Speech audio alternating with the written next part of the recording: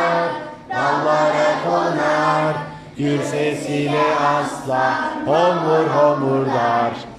Küçük yıldızlar